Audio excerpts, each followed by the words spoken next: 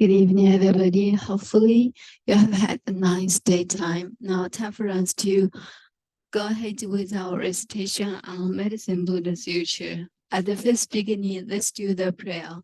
Let's sit upright, raise our palms together, and concentrate on the prayer below. We take refuge with our mental body. We take refuge with Shakyamuni Buddha. We take refuge with all the triple jewel of the 10 directions and the 3 periods of time. The of near future, the unsurpassed, profound, and wonderful Dharma in hundreds of millions of years is difficult to encounter. When I see and hear, receive and behold it, and without to fathom the Tathagata's true meaning, and without to practice the Tathagata's true way, and without to attain the Tathagata's true state.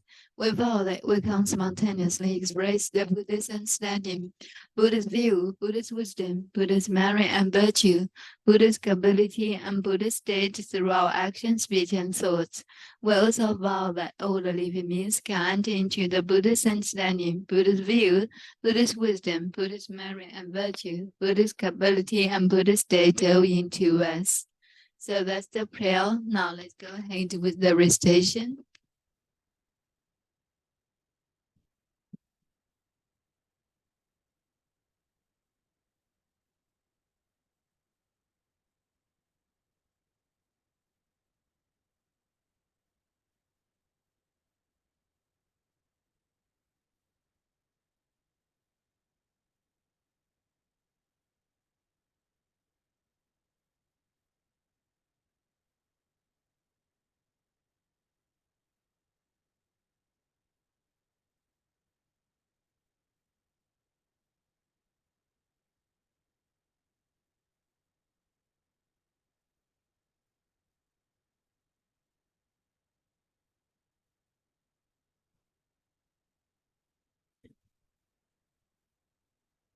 Of Buddha's practice incorporated in June 2024. Thus have I heard.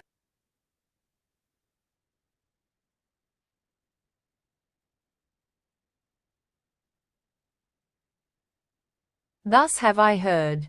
Once Buddha Sakyamuni, the world-honored one, was traveling throughout the various lands to teach and convert the people. When he arrives in Vaishali, he rested under the tree of music, accompanied by 8,000 great bhiksus, an immeasurably great assembly, including 36,000 great bodhisattvas as well as kings, great ministers, Brahmins, laymen and women, the 8 types of divinities and other human and non-human beings, gathered respectfully around the Buddha as he preached the Dharma. At that time, the Bodhisattva Manjusri, Prince of the Dharma, receiving the awesome spiritual power of the Buddha, rose from his seat, adjusted his robe to bare his shoulder and knelt on his right knee. He bowed deeply, and with palms joined, respectfully addressed the Buddha.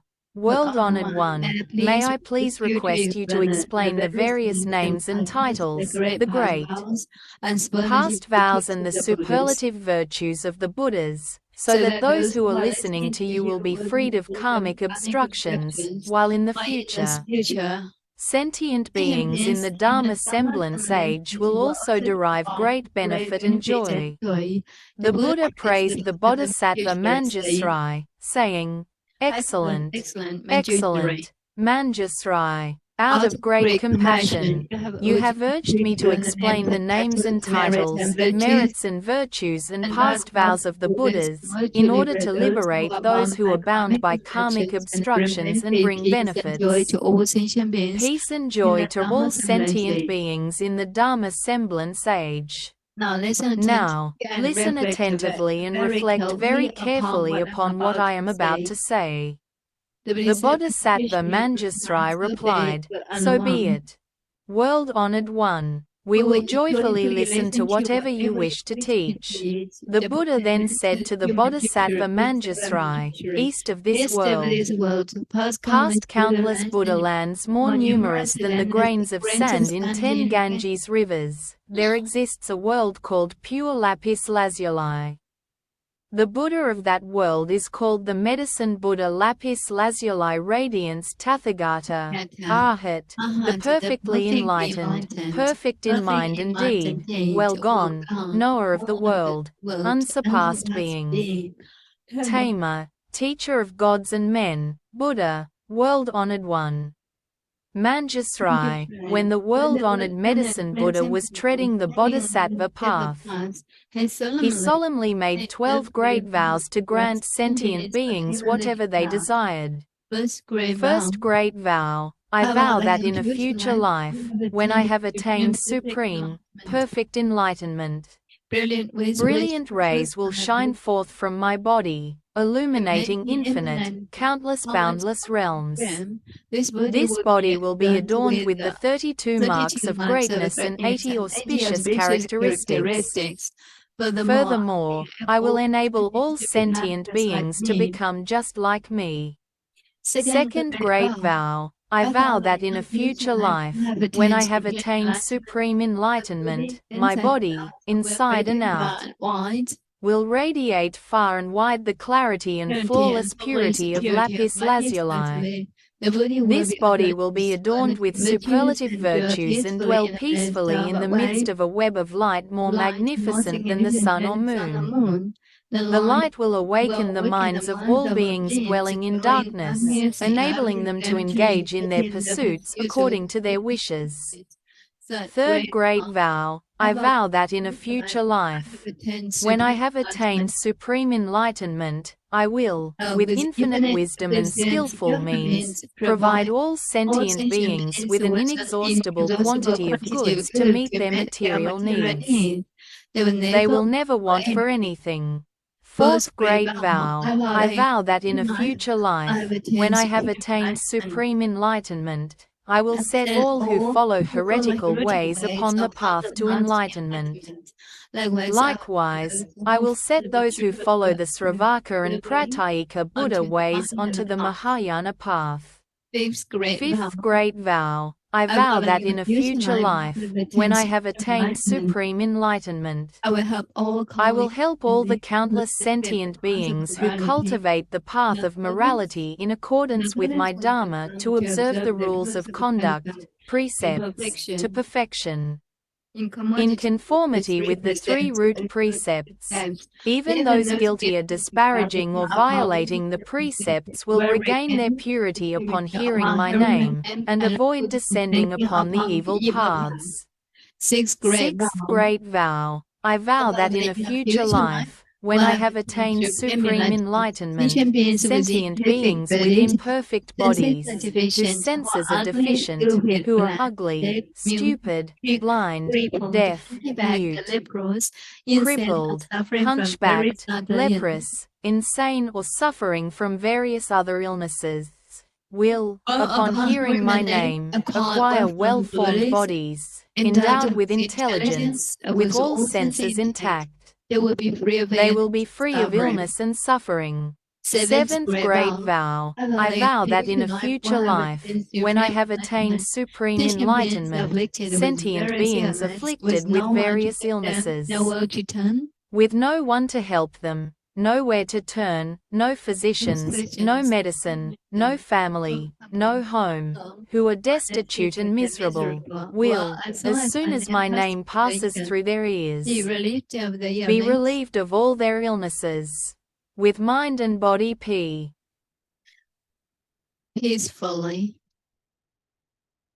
peaceful and contented, they will enjoy home, family and property in abundance and eventually realize unsurpassed supreme enlightenment. Eighth great vow, I vow that in a future life, when I have attained supreme enlightenment, those women who are extremely disgusted with the 100 afflictions that befall women, and wish to abandon their female form, will, upon hearing my name, all be reborn as men. They will be endowed with characteristics of Buddhas and eventually realize unsurpassed supreme enlightenment. Ninth Great Vow. I vow that in a future life, when I have attained Supreme Enlightenment, I will help all sentient beings escape from the demon's net and free themselves from the bonds of heretical paths. Should they be caught in the thicket of wrong views, I will lead them to correct views, gradually inducing them to cultivate the practices of Bodhisattvas and swiftly realize supreme, perfect enlightenment. 10th Great Vow. I vow that in a future life, when I have attained Supreme Enlightenment, those sentient beings who are shackled, beaten, imprisoned, condemned to death or otherwise subjected to countless miseries and humiliations by royal decree, and who are suffering in body and mind from this oppression, need only hear my name to be freed from all these afflictions, thanks to the awesome power of my merits and virtues. 11th Great Vow. I vow that in a future life, when I have attained Supreme Enlightenment, if sentient beings who are tormented by hunger and thirst, to the point of creating evil karma in their attempts to survive, should succeed in hearing my name, recite it single-mindedly and hold fast to it, I will first satisfy them with the most exquisite food and drink. Ultimately, it is through the flavor of the Dharma that I will establish them in the realm of peace and happiness. 12th Great Vow. I vow that in a future life, when I have attained Supreme Enlightenment, if sentient beings who are utterly destitute, lacking clothes to protect them from mosquitoes and flies, heat and cold, and are suffering day and night, should hear my name, recite it single-mindedly and hold fast to it, their wishes will be fulfilled. They will immediately receive all manner of exquisite clothing, precious adornments, flower garlands and incense powder, and will enjoy music and entertainment to their heart's content. Manjusri. These are the 12 sublime vows made by the world-honored medicine Buddha Lapis Lazuli Radiance Tathagata, Arhat, the perfectly enlightened, when he was cultivating the Bodhisattva path. Manjusri. As to these great vows made by the medicine Buddha while he was following the Bodhisattva path, as well as the merits, virtues and adornments of his Buddha land, I cannot possibly describe them all. Not even if I were to speak for an eon or more. However, this Buddha land is utterly pure. You will find no women, no evil paths nor even cries of suffering there. In this land, the ground is made of lapis lazuli, the boundaries are demarcated with golden cords, the towns, towers, palaces, pavilions, as well as the balconies, windows and draperies are all made of the 7 treasures. The merits, virtues and adornments of this realm are identical to those of Amitabha Buddha's Pure Land in the west. In this land dwell 2 great bodhisattvas, universal solar radiance and universal lunar radiance. Among the countless bodhisattvas, they are the leaders. Each in turn will succeed the medicine Buddha and succeed to his true Dharma treasury. For these reasons, Manjusri, all devout men and women should vow to be born in this land. Buddha Sakyamuni then told the Bodhisattva Manjusri, there are sentient beings who cannot tell right from wrong. They are greedy and mean, do not practice charity and do not understand the rewards of generosity. They are ignorant and unintelligent, lacking the foundations of faith. They amass riches, which they assiduously hoard. Whenever they come across anyone seeking charity, they become annoyed. If forced to give, they feel as much pain and regret as if they were parting with their own flesh. Moreover, there are also countless sentient beings who are miserly and avaricious. They spend time amassing wealth, while not daring to spend it even on themselves, let alone on parents, spouse, children, servants or beggars. Upon their death, these stingy persons will descend onto the paths of hungry ghosts or animality. However, even though they may suffer such a fate, if in a previous existence in the human realm they happen to hear the name of the Medicine Buddha, and now recall and recite his name, even briefly, they will immediately vanish from the evil paths to be born once more among humans. However, they will remember their stay on the evil paths and, dreading their past suffering, will cease to wallow in worldly pleasures. They will gladly practice charity themselves, praise others who do so, and will no longer be stingy. Eventually, they will even be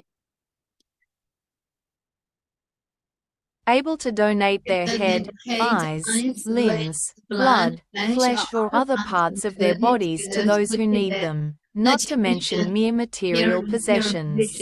Moreover, Manjusri, there are sentient beings who have accepted the teachings of the Tathagata but have violated the precepts, moral rules. Or they have not violated the precepts but have broken the regulations. Or else, while they have violated neither the precepts nor the regulations, they have disparaged right views.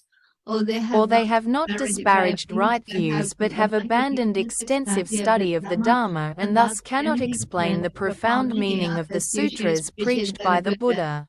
Or else, although they may be learned, they have grown conceited. Because conceit clouds the mind, they believe that they are in the right and others are in the wrong. Therefore, they deprecate the correct Dharma, and ally themselves with demons. Such deluded persons not only follow wrong views themselves, they also lead countless other sentient beings into the same great pitfall. These sentient beings are bound to wander endlessly on the paths of hell, animality and hungry ghosts. Yet, if they should succeed in hearing the name of the Medicine Buddha, they will abandon their evil conduct forthwith to cultivate wholesome ways, and thus avoid descending upon the evil paths. Even those who cannot abandon evil practices or cultivate wholesome teachings, and thus descend onto the evil paths, can still benefit from the awesome power of the Medicine Buddha's past vows. If through this power, they should hear his name even briefly, their lives on the evil paths will end and they will be born again in the human realm. They will hold correct views, diligently pursue their practice and tame their minds. They will then be able to abandon the home life to become monks or nuns. They will uphold and study the Dharma of the Tathagatas rather than disparaging and violating it. With correct views and extensive study, they will fathom the extremely profound meaning of the teachings, abandon all conceit and cease to disparage the correct Dharma. They will no longer have demons as companions, but will gradually cultivate the practices of Bodhisattvas and swiftly perfect them. Moreover, Manjusri, there are sentient beings who are avaricious, envious, jealous and accustomed to praising themselves and disparaging others. They are bound to sink onto the three evil paths, suffering intense misery for countless thousands of years. When this intense suffering comes to an end, they will be born in the human world as oxen, horses, donkeys or camels. Often beaten and mistreated, they will suffer hunger and thirst and constantly travel along the road carrying heavy loads. If they succeed in returning as human beings, they will be among the poor and lowly, always serving others, constantly receiving orders, never being free. However, if any of them, in a former incarnation as a human being, have heard the name of the world-honored Medicine Buddha and, as a result of this good cause, now remember and single-mindedly take refuge in him, they will, thanks to this Buddha's spiritual powers, escape all suffering. Their senses will be sharp and they will be wise and learned, constantly seeking the supreme teachings, and meeting with Buddhas or Bodhisattvas. They will break forever through Mara's net. Smash the shell of delusion, dry up the river of afflictions and thus escape all the worry and suffering of birth, old age, disease and death. Moreover, Manjusri, there are sentient beings who love to quarrel, create schisms and engage in legal disputes. They constantly make themselves and others suffer, creating and increasing all kinds of evil karma with body, speech and mind. They plot against one another without mercy, while invoking the spirits of mountains, forests, trees and tombs. They kill sentient beings and use their flesh and blood to propitiate the Yaksa and Rakshasa demons. They may take advantage of various evil or deviant methods to harm others. However, if the victims succeed in hearing the name of the Medicine Buddha, none of these evil practices can harm them. Moreover, everyone concerned will develop compassionate minds, endeavoring to benefit and bring peace and joy to others. They will abandon their harmful thoughts and their angry, spiteful minds, and all parties will be happy and satisfied with what they have. They will cease to encroach upon others but will instead seek to benefit one another. Moreover, Manjusri, within the fourfold assembly of bhiksus, bhiksunis, upasakas and upasikas, as well as among other men and women of pure faith, there are those who are able to adhere to the 8 precepts for a full year or for 3 months a year, dedicating these good roots toward rebirth in the western pure land of Amitabha, the Buddha of infinite life, so as to listen to the correct Dharma. If their rebirth in the pure land is still uncertain, but they hear the name of the world honor, the Medicine Buddha, then, at the time of death, 8 great Bodhisattvas, namely, Manjusri, Avalokitesvara, Mahesthamaprapta, Aksayamati, Ratnakandana, Bhaishajya Raja, Bhaishajya Samudgata, and Maitreya, will traverse space and descend to show them the way. They will thereupon be reborn spontaneously in jewel-ed flowers of many hues. Moreover, there are those who are born in the celestial realms, thanks to hearing the name of the Medicine Buddha. Despite their birth in the celestial realms, their good roots are still not exhausted, and thus they will not be born again on the evil paths. When their lifespan in the celestial realms comes to an end, they may return to the human world as wheel-turning kings, ruling over the 4 continents, around Mount Sumeru. With awesome virtues and ease, they will set countless hundreds of thousands of sentient beings onto the path of the 10 virtues. Or else, such persons may be born as Kshatriyas, the military ruling class, or Brahmins or laymen of great families, with abundant wealth and overflowing granaries and storehouses. They will be endowed with noble features, numerous family members and retainers, as well as intelligence, wisdom, bravery, vigor and the imposing demeanor of a great hero. Likewise, if there is any woman who hears and single-mindedly holds fast to the name of the Medicine Buddha, she will never again be born in female form. Manjusri. After the Medicine Buddha attained Supreme Enlightenment, he realized, by virtue of his past vows, that sentient beings endured various diseases. Some were the targets of black magic or various poisons, while others suffered short lives or untimely death. At that time, seeking to put an end to these miseries and fulfill the desires of sentient beings, he entered a samadhi called, eliminating all the suffering and afflictions of sentient beings. Once he entered that samadhi, a brilliant light shone forth from his urna as he uttered a great dharani. Namo Bhagavate Bhaishajya Guru Viduya Prabha Rajaya Tathagataya Arthate Samyak Sambuddhaya Tadyatha Om Bhaishajai Bhaishajai Bhaishajya Samudgate Svaha.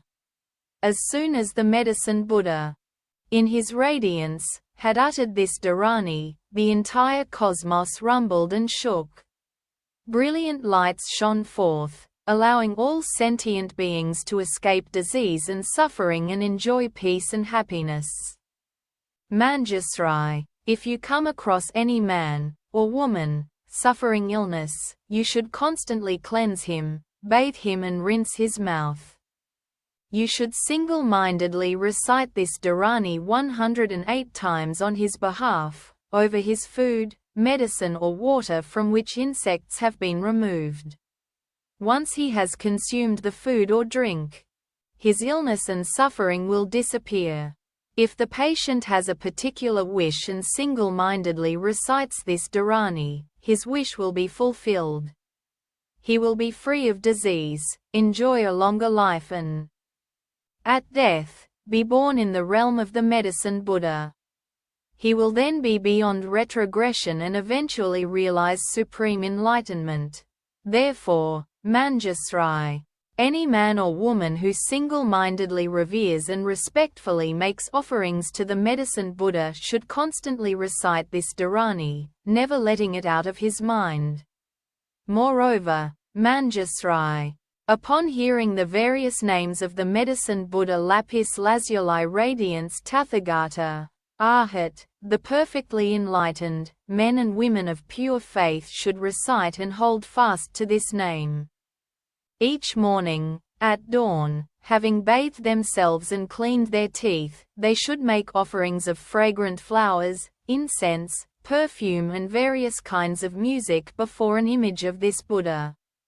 Furthermore, they should copy this sutra or have others do so, as well as single-mindedly recite it and listen to explanations of its meaning. They should offer all the necessities of life to the Dharma masters who teach this sutra, making sure they lack nothing. In this way, devout men and women will be under the protection of the Buddhas. All their wishes will be fulfilled and they will eventually realize Supreme Enlightenment.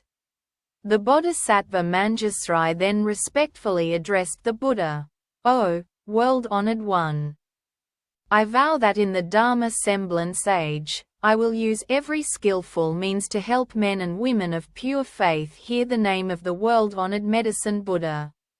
Even in their sleep, I will awaken their consciousness with the name of this Buddha.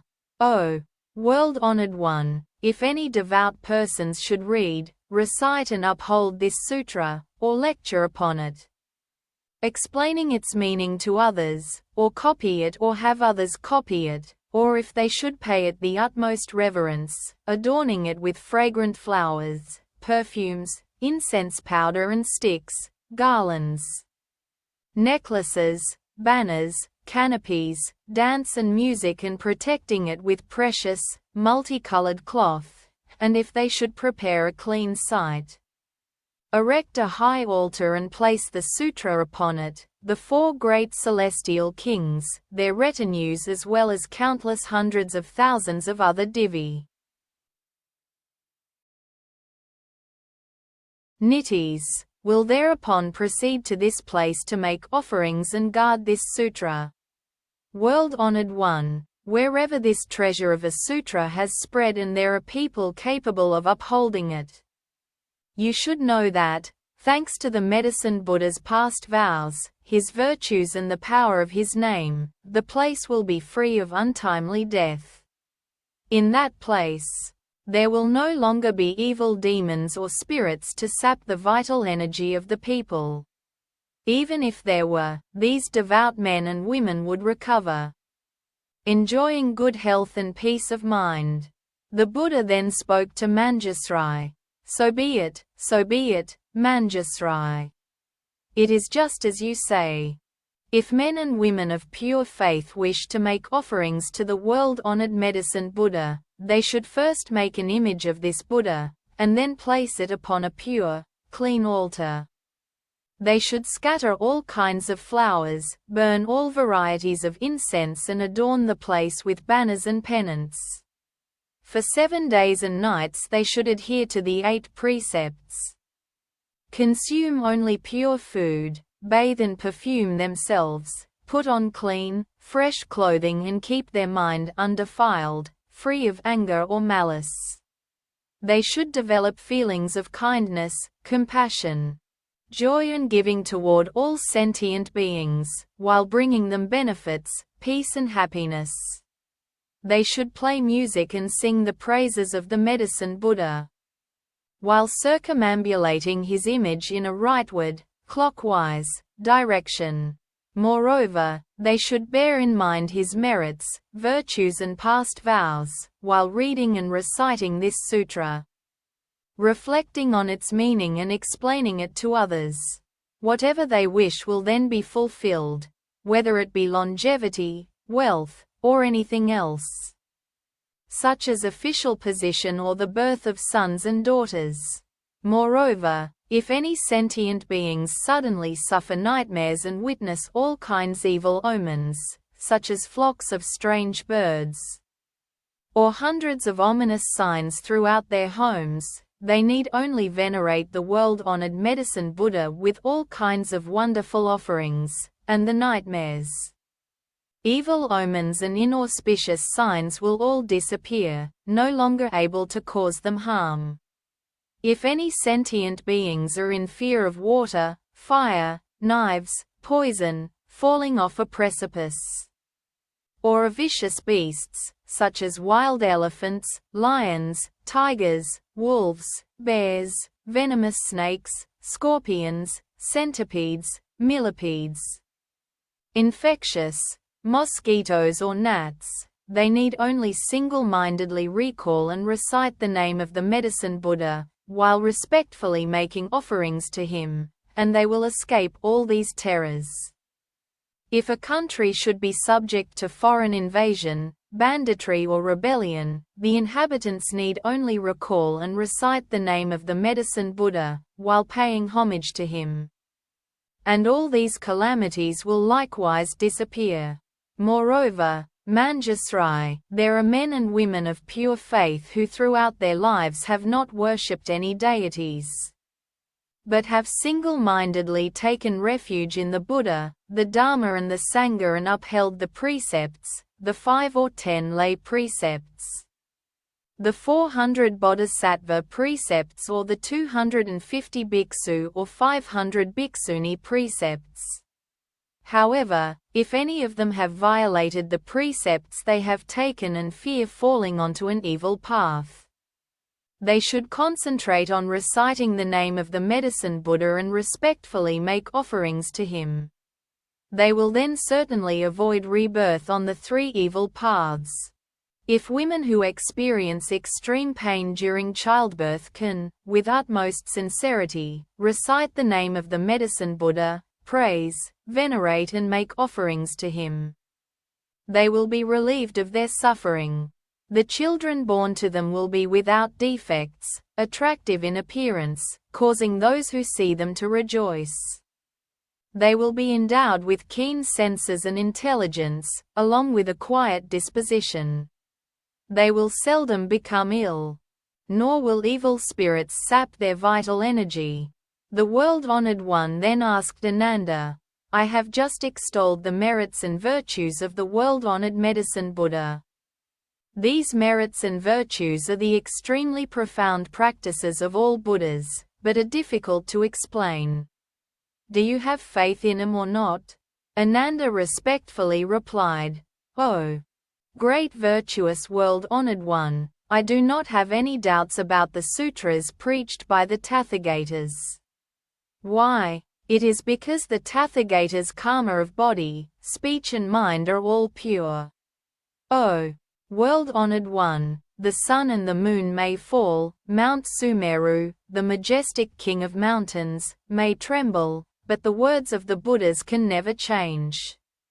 O world-honored one, some sentient beings, whose roots of faith are deficient, may hear of the sublime practices of the Buddhas and think, how can we obtain these merits, virtues and great advantages just by reciting the name of the Medicine Buddha alone? Because of this lack of faith, they even develop disparaging thoughts, thus forfeiting great benefits and remaining in the long, dark night, of ignorance. They descend onto the evil paths, revolving along them without end. The Buddha then said to Ananda, if these sentient beings should hear the name of the world-honored medicine Buddha, single-mindedly recite and hold fast to it without harboring doubts, then it will be impossible for them to sink onto the evil paths. O Ananda, these extremely profound practices of the Buddhas are difficult to believe in, difficult to understand. Yet you are now able to accept them. You should realize that this is all due to the awesome power of the Tathagatas. O Ananda, even the Sravakas, Pratika Buddhas and Bodhisattvas who have not reached the 10 grounds, stages, cannot understand and believe in this truth. Only the Bodhisattvas who are one lifetime away from Buddhahood can. O Ananda, a human rebirth is difficult to achieve. However, to believe in, respect and honor the triple jewel is even more difficult. To hear the name of the world-honored medicine Buddha is more difficult still. O Ananda, the medicine Buddha has cultivated countless bodhisattva practices, employed countless skillful means and made countless far-reaching vows. If I were to take an eon or more to recount them, the eon would come to an end before I could exhaustively describe all these wonderful practices, vows and skillful means. At that time, a great bodhisattva in the assembly, named Salvation, arose from his seat, adjusted his robe to bare his right shoulder, knelt on his right knee, bowed and, with palms joined, respectfully addressed the Buddha. O great virtuous world-honored one! In the Dharma semblance age, there will be sentient beings who suffer numerous calamities, and are always sick and emaciated, unable to eat or drink, their throats dry and lips parched, their eyes seeing darkness everywhere. As the signs of death appear, they are surrounded by parents, family, friends and the ones who master the wonderful Dharma weeping and lamenting. As such a patient lies in bed, he sees the messengers of Yama arrive to lead his consciousness before this king of justice. Now, all sentient beings have inborn spirits who record everything they do, both their transgressions and their merits. These spirits then present the patient's entire record to King Yama. At that time, the king questions the dying person and tabulates his good and bad karma before deciding upon his fate. If, at that point, the relatives and the ones who are proficient in wonderful Dharma of the patient are able to take refuge in the world-honored medicine Buddha on his behalf, invite monks and nuns to recite this sutra, light 7-tiered lamps and hang multicolored longevity banners, his consciousness may return then and there, and he will see himself clearly, as though in a dream.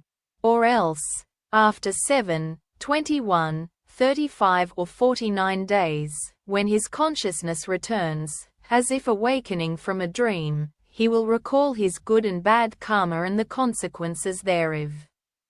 Having personally witnessed the consequences of karma, he will never again create evil karma, even if his life is in danger. Therefore, men and women of pure faith should uphold the name of the medicine Buddha, venerate and make offerings to him according to their means. Ananda then asked the Bodhisattva Salvation, "Good man, how should we venerate and make offerings to the world-honored medicine Buddha, and how should we make the longevity penance and lamps?"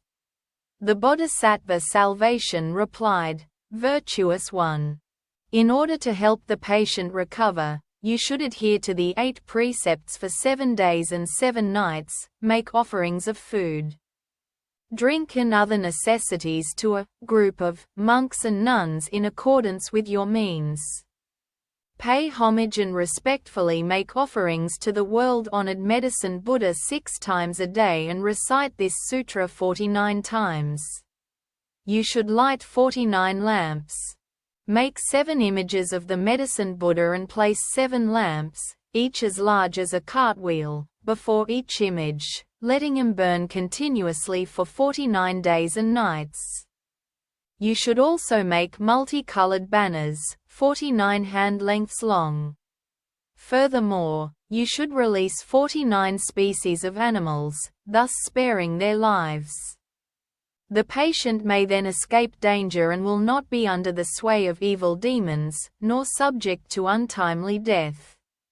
Moreover, Ananda, when the anointed Kshatriya kings find themselves beset by calamities, such as epidemics, foreign invasion, internal insurrection, an adverse alignment of the stars, an eclipse of the sun or the moon, unseasonable storms or a failure of the monsoons, they should develop compassionate feelings toward all sentient beings. They should also pardon prisoners and make offerings to the world-honored medicine Buddha in accordance with the rites described earlier. Thanks to these good roots and the power of the medicine Buddha's past vows, peace and stability will immediately return to the affected countries, the rains and winds will be favorable. Crops will ripe on time and everyone will be healthy and happy. The country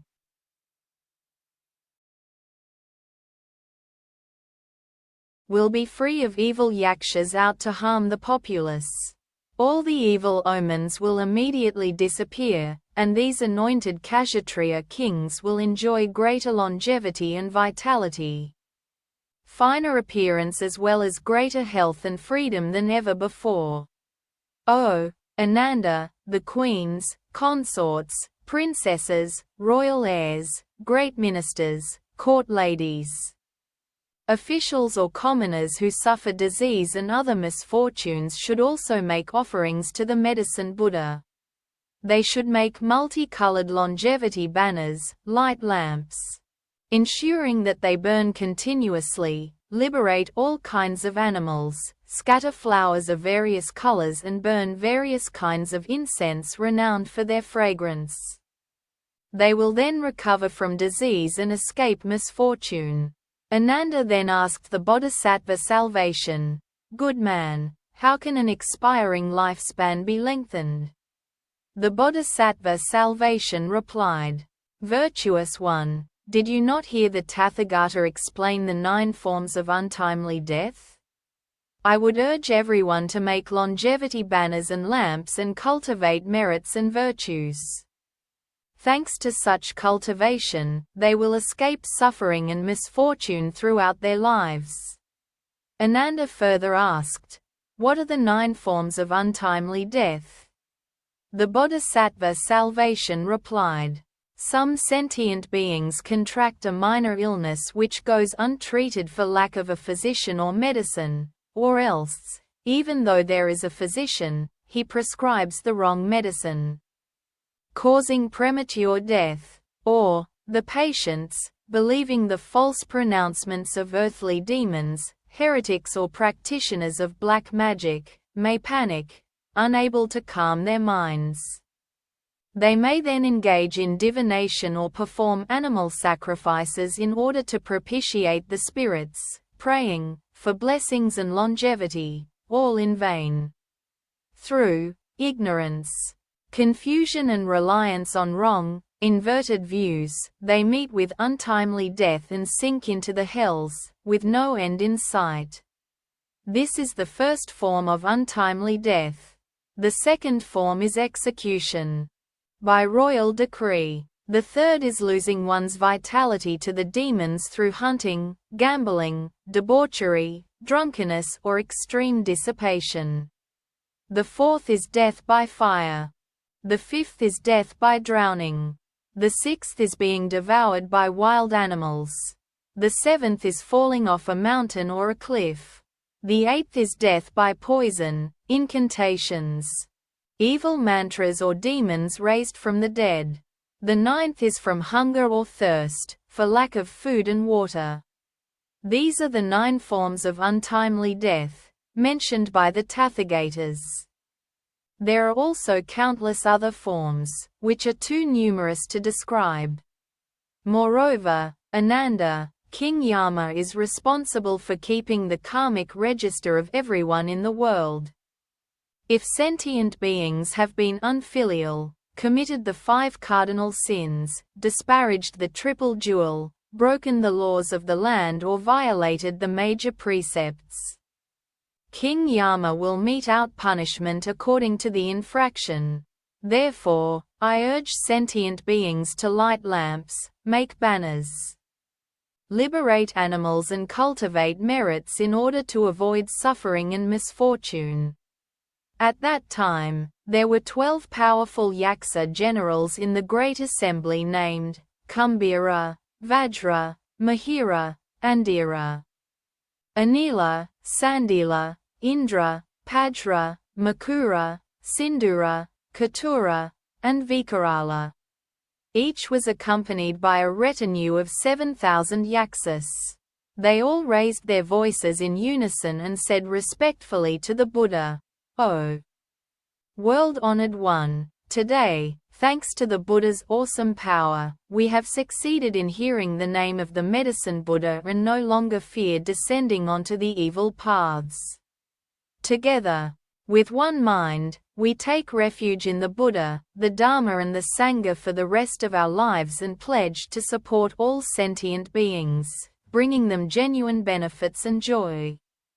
Wherever this sutra circulates or wherever there are sentient beings who hold fast to the name of the Medicine Buddha and respectfully make offerings to him, whether in villages, towns, kingdoms or in the wilderness, we will all protect them.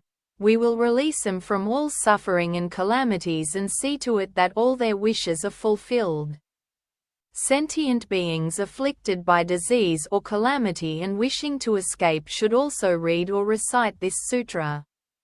They should knot our names with multicolored strands, untying them when their wishes are fulfilled. Thereupon, Buddha Sakyamuni praised the great Yaksa generals with these words, "Good indeed. Good indeed, great Yaksa generals. Those of you who wish to repay the benevolence and the virtues of the world-honored Medicine Buddha should always benefit and bring joy to all sentient beings in this way." Ananda then asked the Buddha, "World-honored one, what should we call this teaching, and how should we adhere to it and put it into practice?" Buddha Sakyamuni replied to Ananda, "This teaching is called the past vows, merits and virtues of the Medicine Buddha, or the dharani of the vows of the 12 Yaksa generals to benefit sentient beings or eradicating of all karmic obs."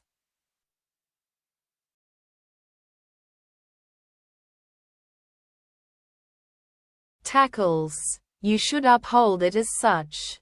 When Buddha Sakyamuni finished speaking, the great Bodhisattvas, as well as the great Sravakas, kings, ministers, Brahmins, laypersons, Devas, Nagas, Yaksas, Gandharvas, Asuras, Garudas, Kinnaras, Mahoragas and other human and non-human beings all rejoiced at the Buddha's words. They faithfully accepted them and put them into practice. Sutra of the Medicine Buddha Lapis Lazuli Radiance Tathagata. His past vows, merits and virtues. Homage to the Medicine Buddha's great assembly of Buddhas and Bodhisattvas. Hello, ladies. Yes, thank you so much for your time. We have finished it, going through it. Yeah, welcome you, Eileen. Eileen. Eileen. Sorry, long time no calling your name. Hopefully you are doing well. So Eileen, you get a mic? Yes. Thank you so much. All right. Yeah, okay. Catch up tomorrow night, okay? Thank you. See you then. Good night. Sleep time.